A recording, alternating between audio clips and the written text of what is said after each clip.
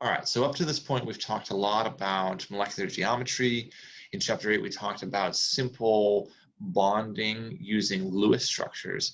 And we discovered in Chapter 9 here that Lewis structures are not very good at depicting the three-dimensional shape of molecules. It turns out that Lewis structures aren't very good at depicting the three-dimensional way in which bonding actually occurs. So we know that electron pairs are shared between two atoms, but how exactly are they shared? And you might wonder, what exactly does molecular bonding look like? Well, a bond is formed by the overlap of two orbitals. And remember, an orbital is simply an electron density or probability of finding an electron in a particular region of space around the nucleus. So let's take the bond in H2 as an example here. Hydrogen just has a simple electron configuration. It just has one s1. And so that one electron is in the 1s orbital. It's a spherical orbital. So if I start out with two of those hydrogen atoms shown here, where the dot is the nuclei, and then we have the shape of the probability density or the orbital where the electron would reside. As we bring them together, we can start to overlap those two orbitals and form a region of space in between the nuclei where both electrons can sit. In reality, though, it's more complicated than this. It's actually, we take those two atomic orbitals, and when we bring them together, we actually mix them to form a molecular orbital that encompasses both nuclei. So it really looks more like this here, where the two dots are the nuclei, and then we have this region of space where both electrons can exist around the two nuclei. Now, this type of overlap is known as direct overlap, and we actually give it a particular name. We refer to this overlap that forms a single bond as being a sigma bond. So all single bonds are formed from direct overlap of orbitals, resulting in a single bond, a sigma orbital, I guess we would refer to it as.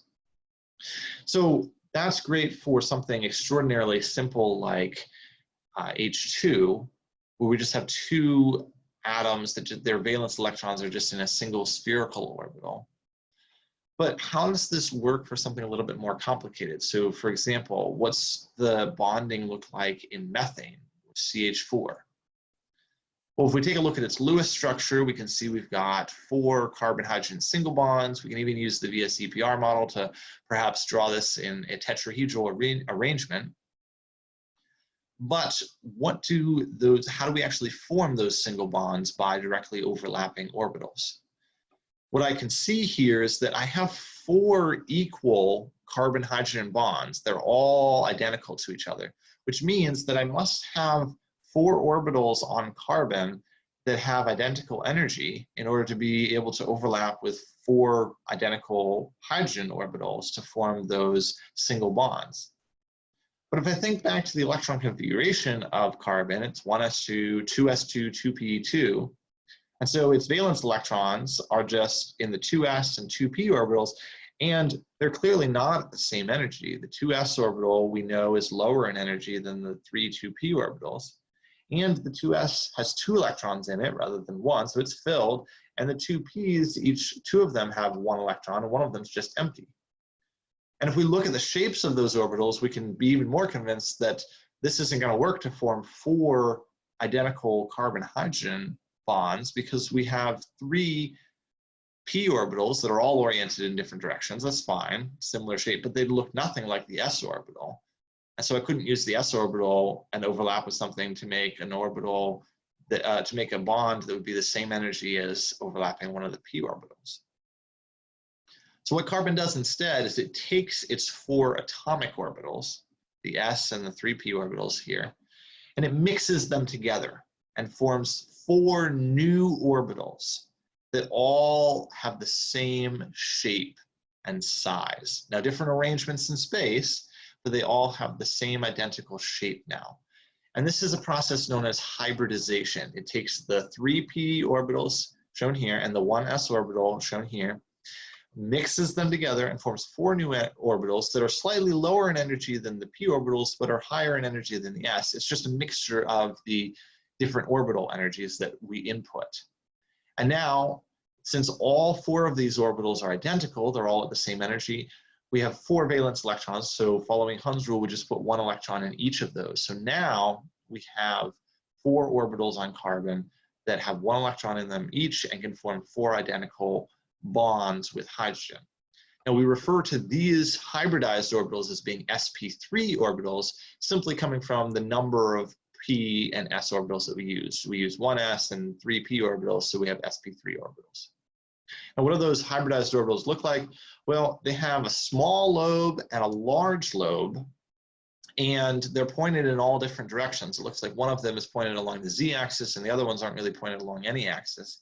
But if we combine them all together, omitting the small lobes, just looking at the large lobes, considering that's where we're more likely to find the electrons, then we get actually a tetrahedral shape, with the bond angles being 109.5 from each other. And so then if we take this arrangement and bring in the 4 1s orbitals from hydrogen, we can now overlap to form 4 new single bonds, or sigma bonds. And that's how the bonding in something like methane works, where we need 4 equal orbitals. However, there's still some cases where we would still want 4 equal orbitals, even if we're not making 4 bonds. So water and ammonia are good examples. They have 4 electron domains.